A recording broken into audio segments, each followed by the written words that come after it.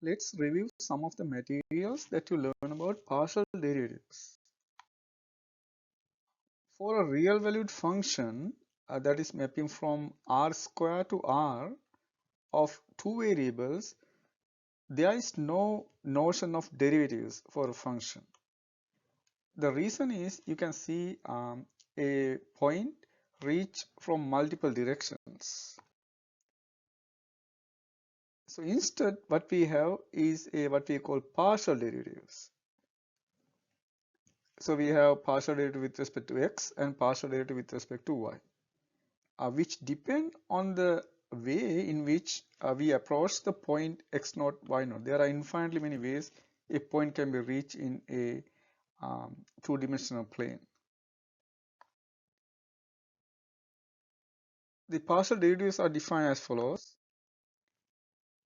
So let's say you have a real valued function which is mapping from r square to r. When we define the partial derivative with respect to x, what we do, we only change the x coordinate. So here what we do, you can see we change the x coordinate only. So we change the x coordinate and take the limit when x approach x naught. We leave y fixed. And you can also have an alternative definition where what we can do, you can see x incremented by delta x, and then we send delta x equal to 0 and look at the limit of the different quotient.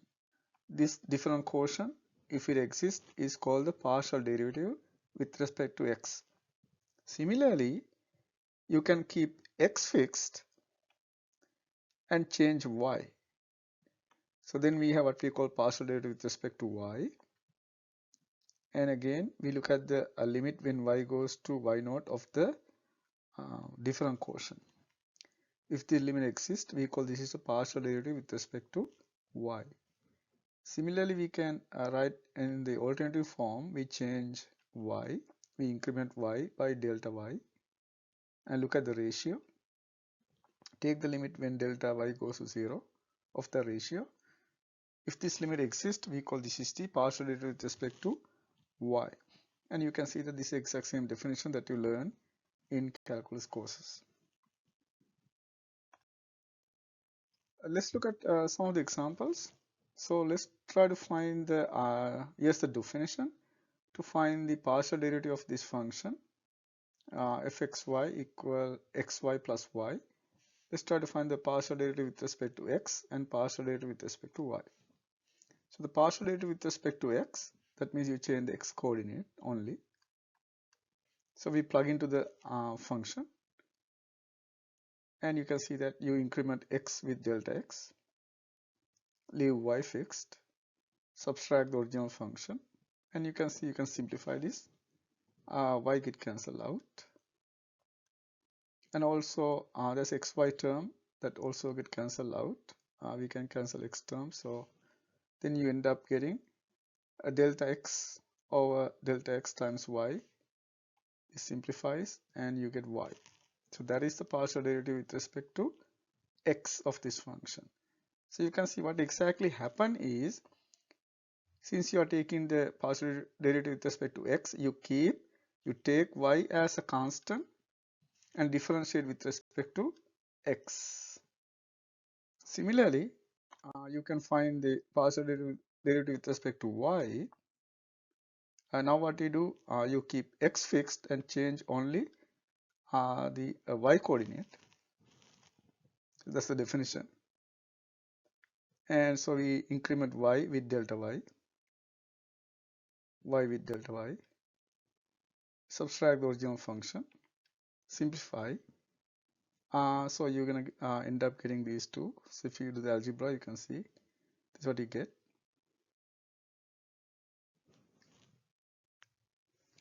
There is no y term here. So finally, delta y get cancelled out. So you get x plus y.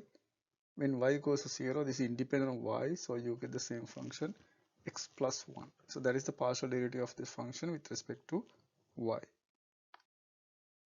So now let's see what happened when you evaluate the function at a point 1, 1. So evaluate this notation, evaluate at 1, 1. So you plug in for x equal 1, y equal 1. That's what it means. So when you plug in, you get 2. So, so what does it mean?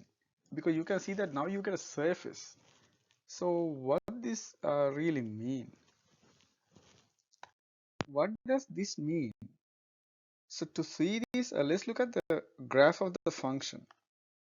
So if you plot the um, function in the 3D space, this is what you get. So this is the function f xy, which is equals to xy plus y. So you can draw something like this in Desmos, and I have given the link in the next slide. So so if you look at the point, so this is the point 1 1. So this is the point 1 1, and the z coordinate is 2. So now what's going to happen? What happened at that point? So you can see that this is a surface now. This is a surface.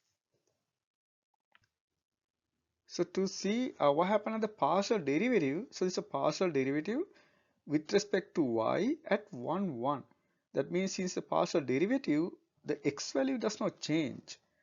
So that means to see this in very clearly, what we're gonna do, we're gonna create the plane that has the same x coordinate 1. So if you rotate this and draw the vertical plane x equal 1, this is what you get.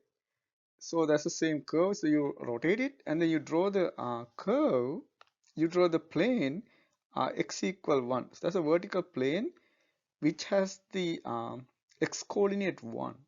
That's what happened at this point. We can see the x coordinate is 1, you only change the y coordinate. But when this happen, you can see the surface is cut by the plane along this line. So that means it generate a path, so generate a curve.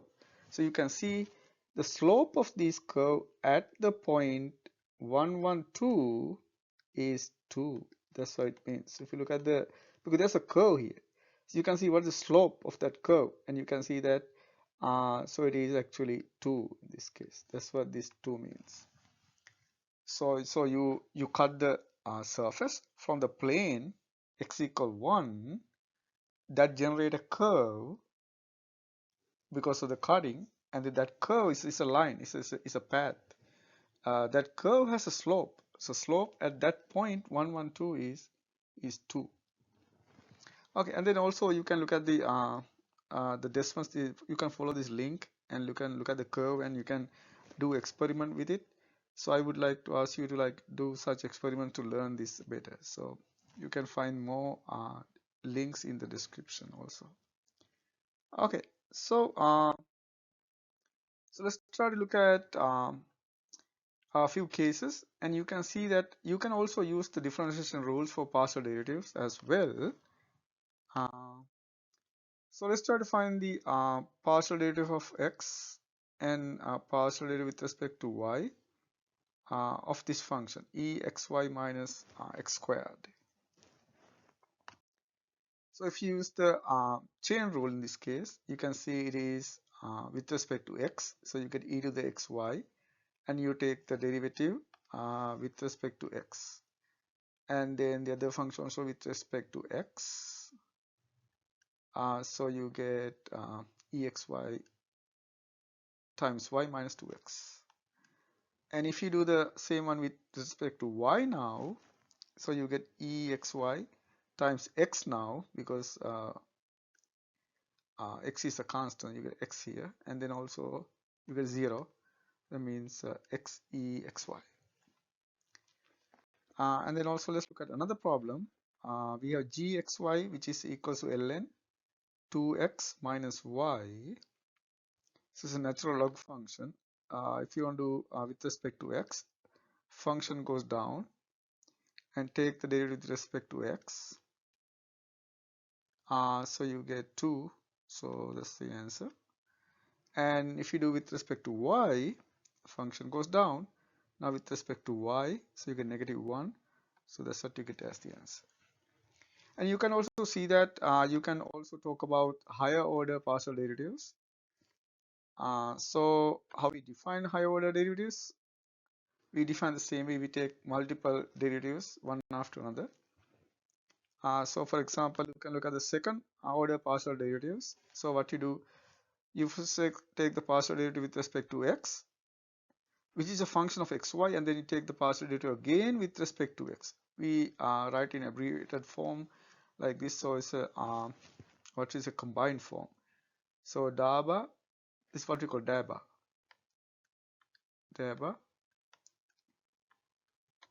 So it's a daba squared f over daba x squared. But you can also write the function notation fxx to mean that you take the first partial derivative with respect to x and the second one also x. Similarly, you can take the y first and then also another y. So we can write it like that.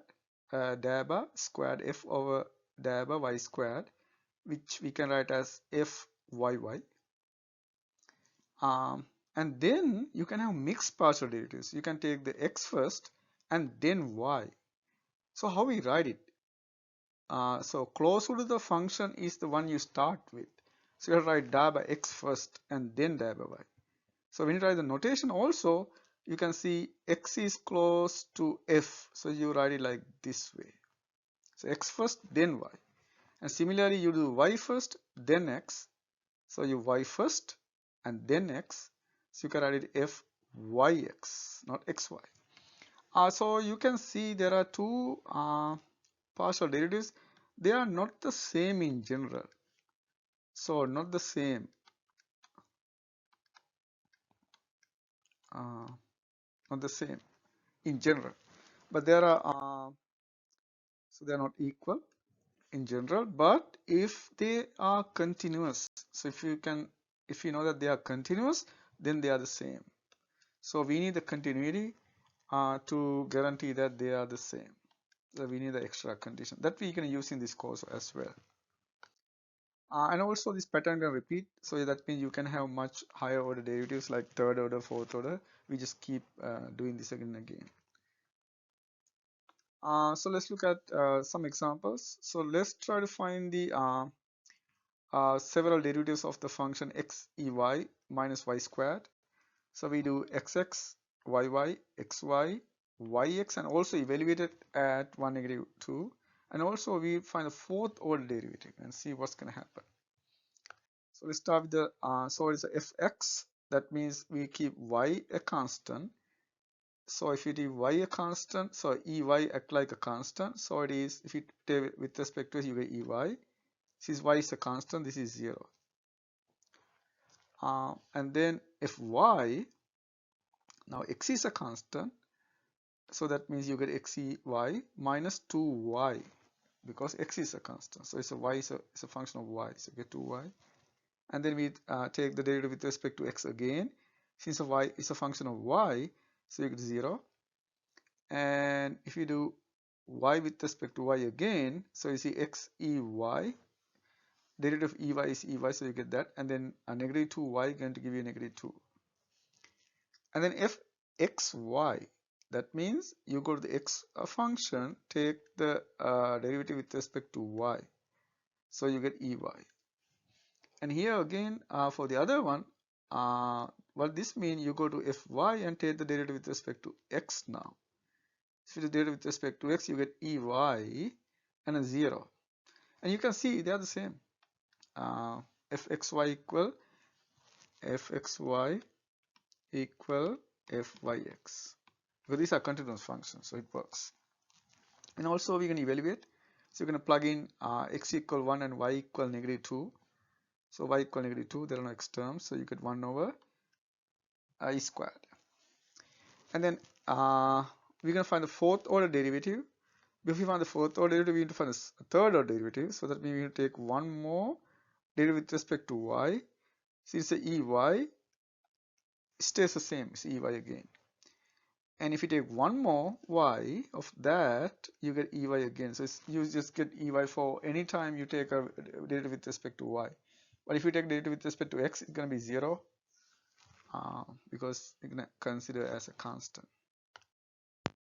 Now you can try these problems for practice. So we're going to find several partial derivatives, fx, fxy, and fyy. So for example, if you want to find fxy, what does that means you're going to find the y derivative, y partial derivative of fx function. You start with closer to f and go out. That's the order. That's how you remember that. So in general, fxy does not equals to fyx. This only works if the functions are continuous, if the derivatives are continuous.